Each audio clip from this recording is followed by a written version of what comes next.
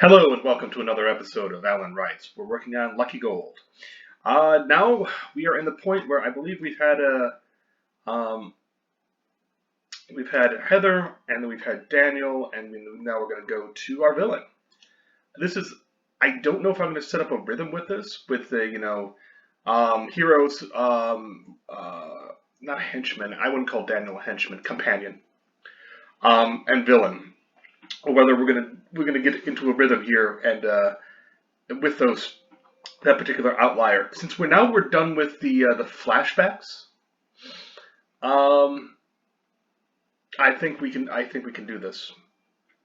Okay, all right, Tyler, Krause, strode into the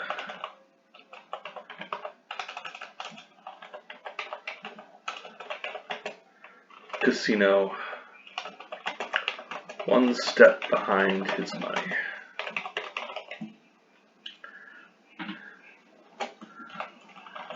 It was all electronic. It was almost all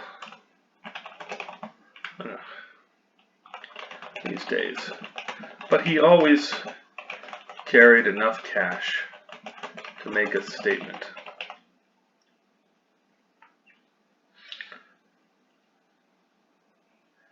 If need be. And in Vegas, that statement carried a lot of weight. They went to the chip cages. And he let Mary Bell settle the case.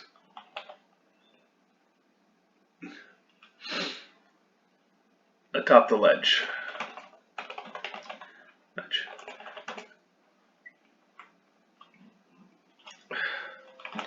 Much like his power suit and red tie,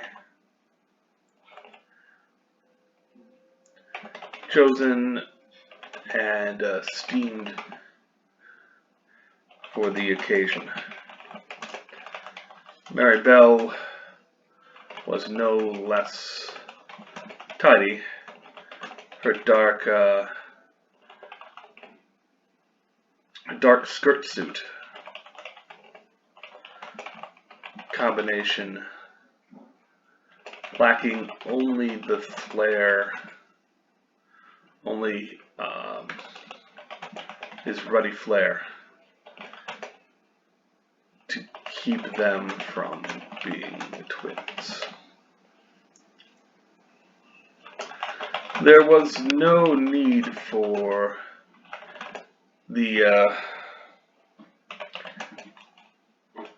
his security. There was no need for a security detail. And he'd left them on the curb. Them in the parking garage. Not that you could call it a garage. It seemed more like a home, a drive-in home, a drive-in mansion, where the wealthy could step from luxury to luxury without pause. And he was certainly one of the wealthy now.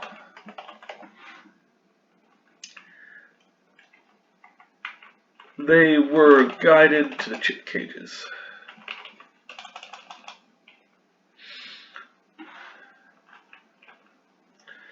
Let us settle the case atop the ledge. We're setting the scene here. It's a lot of description. It's a lot of luxury, of shiny stuff, of money and wealth.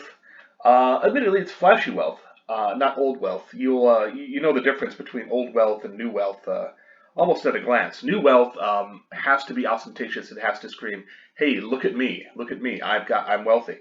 Old wealth is simply things that are exceedingly well made, but often in the smallest of ways that only matter if you look closely at them.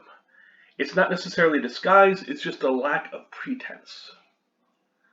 Um, they are already established. They don't have to remind you of how wealthy they are. They know it. She did so and snapped it open and spun it around for the greenbacks to be seen.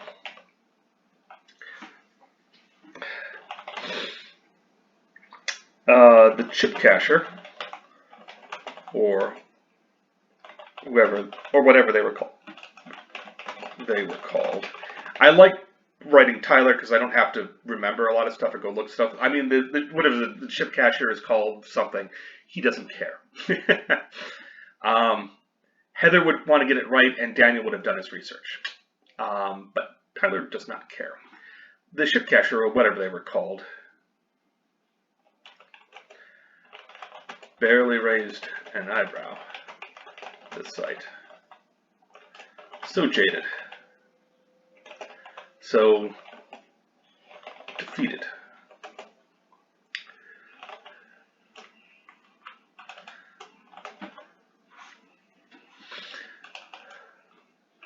That was something to work with later.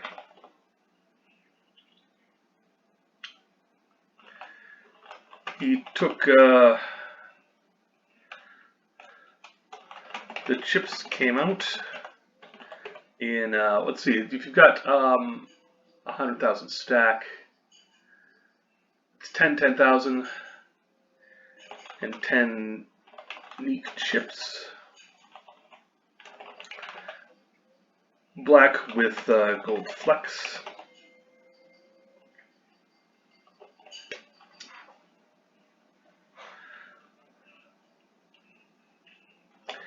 This was not going to be a turn at the nickel slots.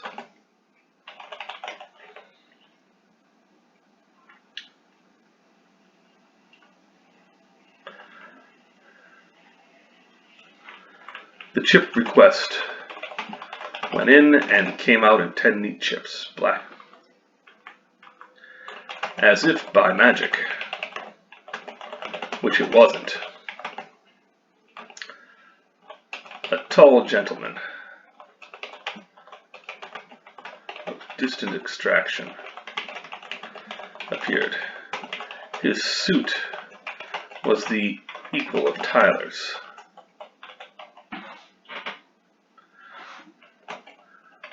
Which meant a conversation topic might be essayed.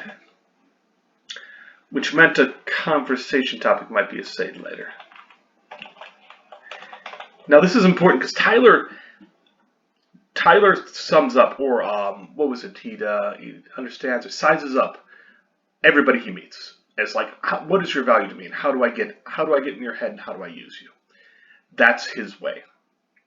And it's what makes him the villain of the piece, is that he's absolutely willing to be as empathetic as he needs to be to get what he wants. There are lots of different villains, and this is a particular type. His suit was there, which meant a conversation topic might be said later. But for now, there would be the exchange of trees.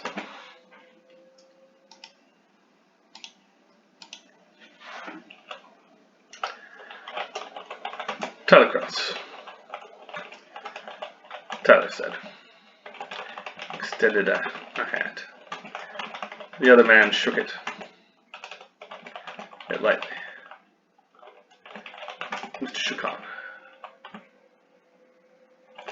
At your service. The casino boss replied. What would be your this evening?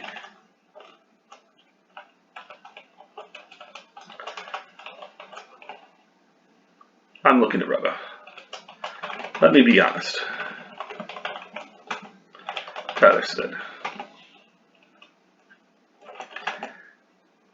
and restrained his grin. I'm looking to rub elbows. I'm looking to rub elbows here. And I'm willing to gamble to make that happen. I'm an investor in a great many things.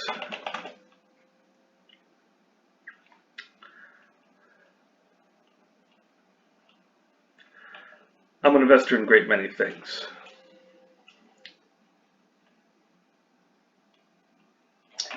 Okay, how's he going to put this? Looking to expand while I blow off some steam and reduce my taxes.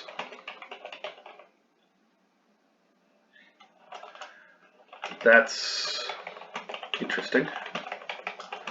Mr. Shakan allowed, isn't it?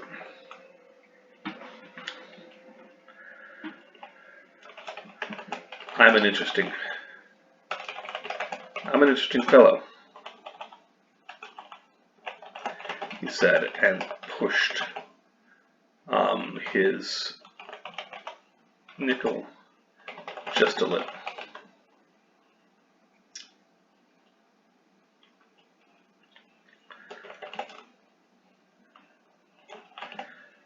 It paid to be careful. Of course it pays to be careful. Another practitioner around. Who knows what they knew? Who knew what they knew? Who knew what they knew?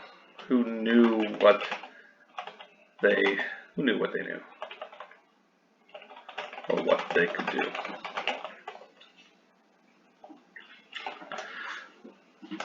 See, I don't usually gamble.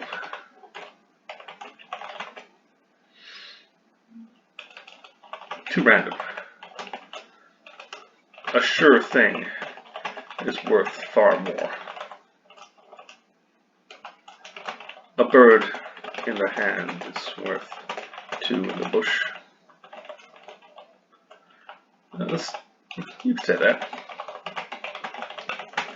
Old but true. And I do like chicken.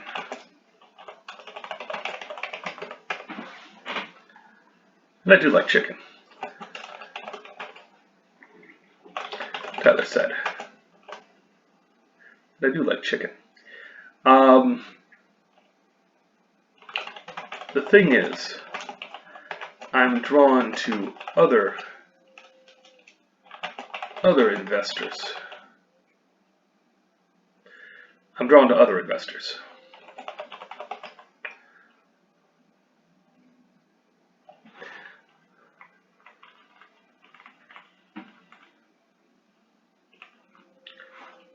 People who I might collaborate with.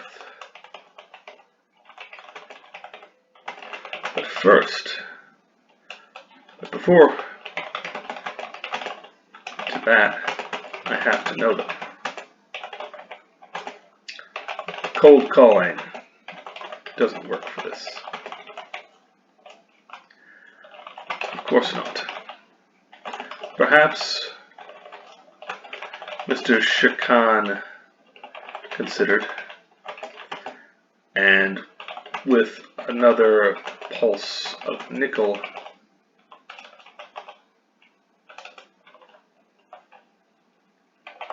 continued.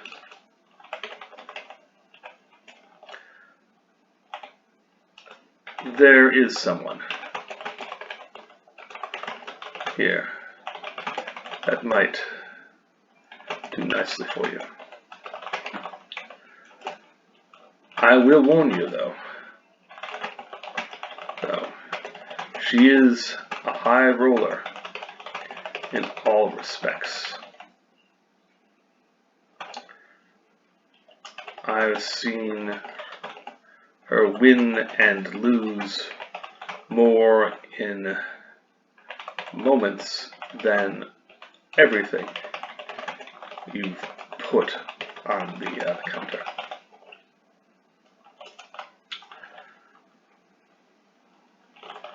I'll have Mary Bell open an account with the casino then.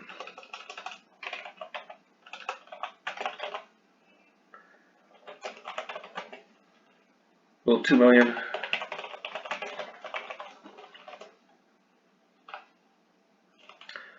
A faint smile traced Mr. Chican's.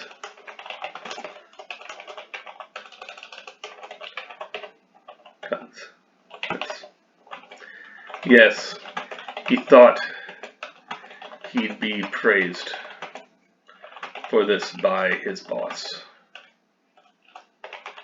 Maneuvering by his boss. And maybe he would be. If things went well.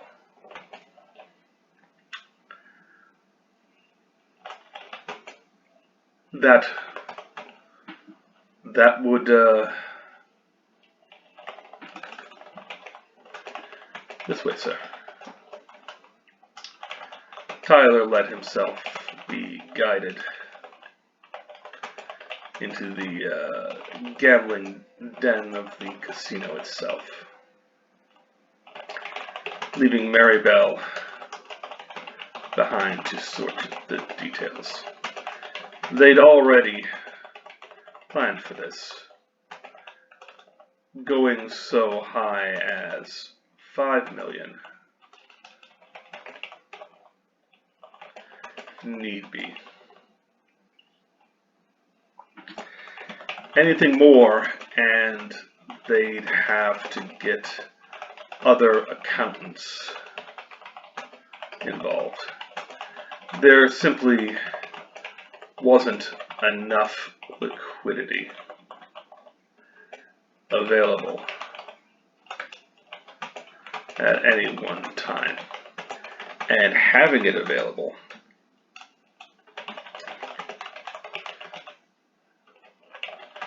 draw attention from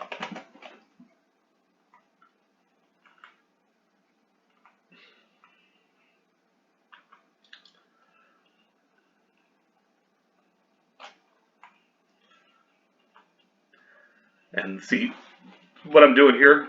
I do not agree with the their type test. Can I ignore? Thank you. That's not the phraseology I wanted. And remember, you are the master of spell check.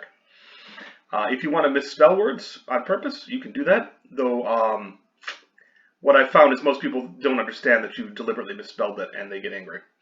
So there's that. You simply say that the complete with misspellings and malaprops or whatever that goes into it. You just simply have to say that instead. I'm not going to go all Ulysses on things. And making it available might draw attention from the wrong sources. There were few things he feared in life. All right. There were many things he feared. And one of those was the Internal Revenue Service and the equivalent organizations around the globe. He avoided whole countries sometimes if it was going to be too much trouble.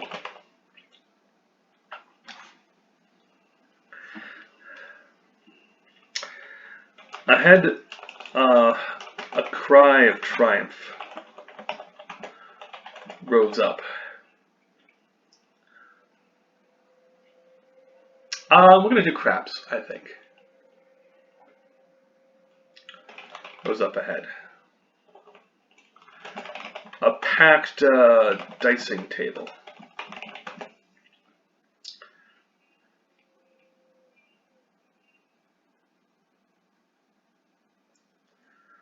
A packed dicing table.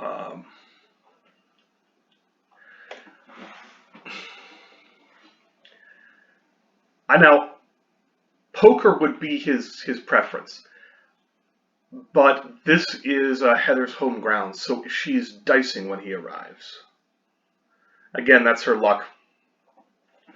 A packed dicing table. And a shooter. A woman.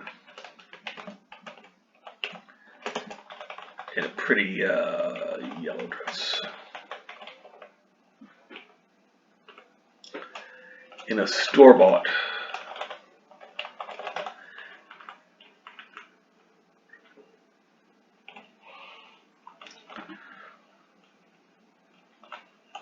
It came with all the expected crinkles.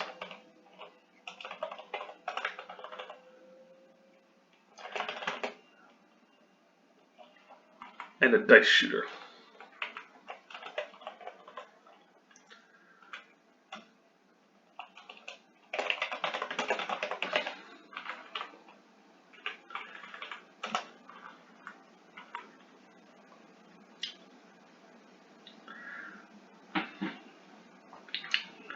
Came with all the garment.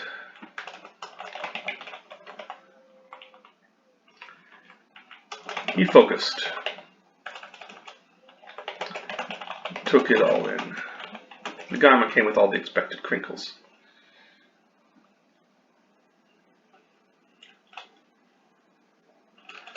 Steamed and pressed to get those out, but there was only so much one could do.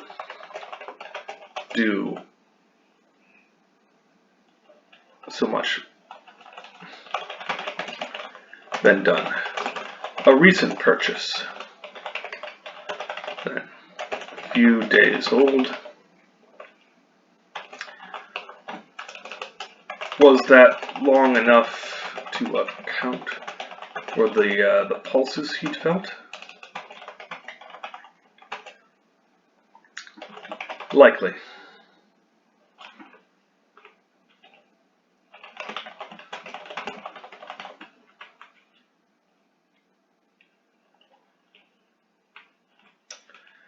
You'd felt shiver through the veins of the earth.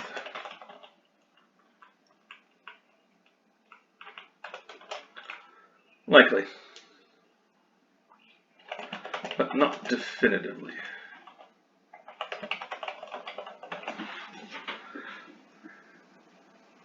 Likely, but not definitively.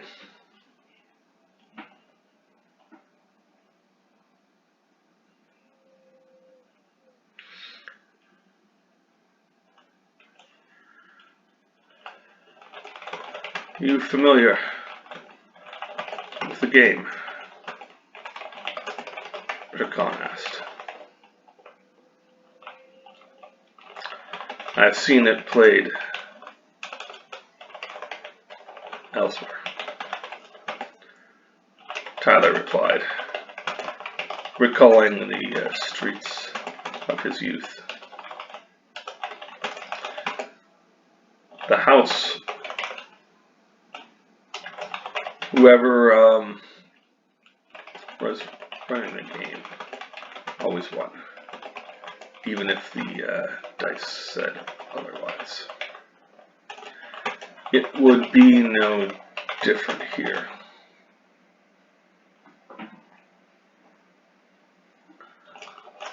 Who's the shooter?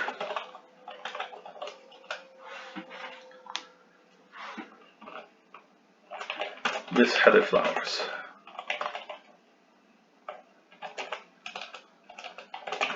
a guest here, and well respected.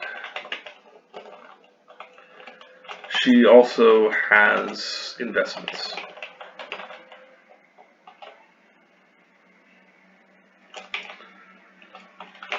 Recently, a medical.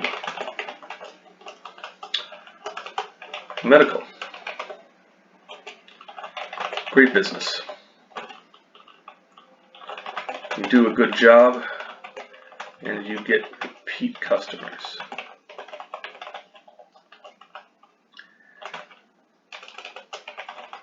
Mr. Shakan, smile at that.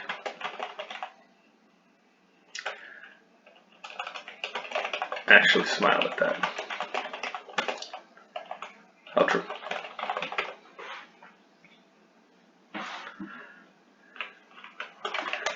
An honest smile. For perhaps for a loved one. Past.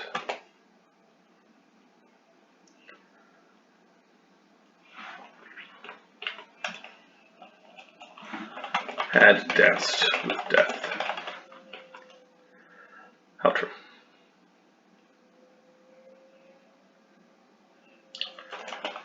Let me see if I can work you in at the edge.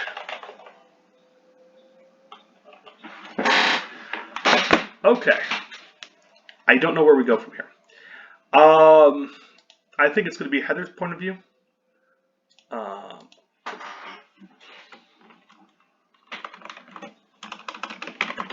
Same shooter. She's up a lot of money, but others are betting against her and losing, so the house gets the rake. House gets their cut, if not the rake. So there's that.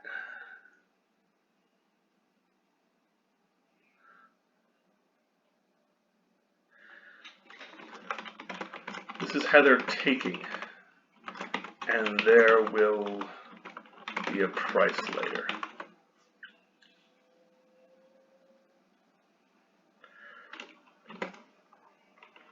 Tyler knows this, and he'll feed it.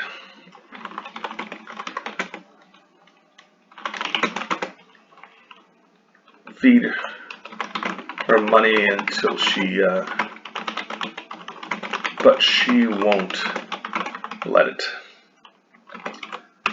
Fortune, or her golden king, or the golden king, not her golden king, just the golden king. Intervenes. Because we talked about how magic works in this world that we're writing, and it's very much give and take. There has to be a balance. And Heather is taking right now, so she's going to have to give at some point. And she doesn't know enough about wizarding to know that she should give first and then take afterwards. Basically, the magical theory of paying it forward.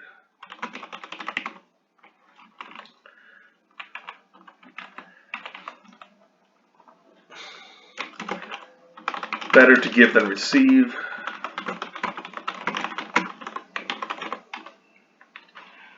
Things like that. No, seriously. You can die from using magic. From much magic. Okay. Now you might ask, how does Heather give? Heather gives basically by giving her money away. She doesn't do it in a metallic sense, but she does it in an energy sense, and that's how she balances the basis. It requires giving a lot of away in terms of, because energy to mass ratio, it's easier to give away mass than it is energies. And when she gives away energies by funding projects and other things, she has to do a lot of it in order to maintain her balance, and it's worked so far. She's got a good leverage at the casino for gaining money with very little expenditure. Now, how would she expend it? She could. What was the Brandon Sanderson's bit where they consume various metals and then expend them, burn them?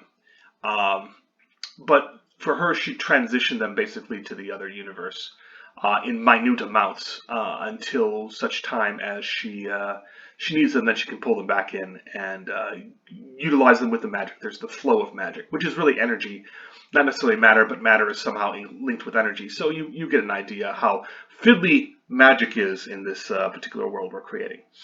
So anyway, she can move some stuff around, sure.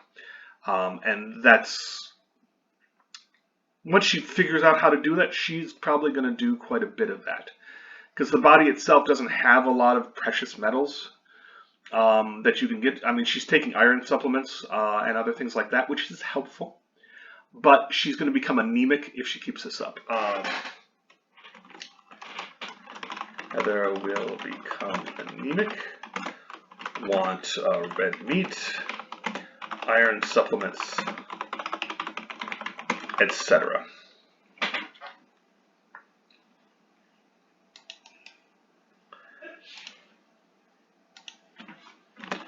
But how do you consume gold? Not well, and not safely. That's the idiosyncrasy of magic. Once you figure out how to translate metals, and theoretically other materials like carbon, oxygen, etc., to the parallel universe, the whole world opens up.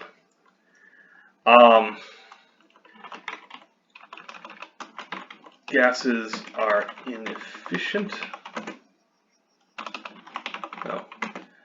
So metals are preferable. So you can send a lot of hydrogen, helium, oxygen, carbon to the other side, but given its atomic weight, it's not as efficient as gold, for example, which is it's just heavier weight. So every atom of gold that you send is worth multiples of whatever other material you're sending. In theory, you could also do things like consume uranium and also send it, although obviously that has issues with radiation. But if you find a mage who can consume uranium and store it in another universe in order to do magic in this one, they are going to be exceedingly powerful. They will probably not live to see the day, though, and that's where the issue comes from. That magic being idiosyncratic and personal will limit the growth of just about everyone, and this is why there are no great schools of magic of all. This is not a Harry Potter Redux. There's nobody there to set things up. People learn a thing, and then they often cannot explain it to somebody else. At least not the majority of their knowledge and lore. And what you get is a lot of stuff that just doesn't work for other people. Everybody has to go about it their own way. So, anyway, this is kind of an allegory for writing. Not important. I will not let that thought stagger me here. So this has been Alan Wrights. I hope you've enjoyed this little walk as we're working with Tyler right now. We're probably going to flip to... No, I think we're going to stay with Tyler for a while. Well, he meets Heather and tries to edge his way in. And only after he makes his play to kill her, straight up, by feeding her money, and forcing her to spend more magic that she does not have a way to counter, where she's taking. Knows this. Feels the taking. And so he'll feel. She burns and collapses.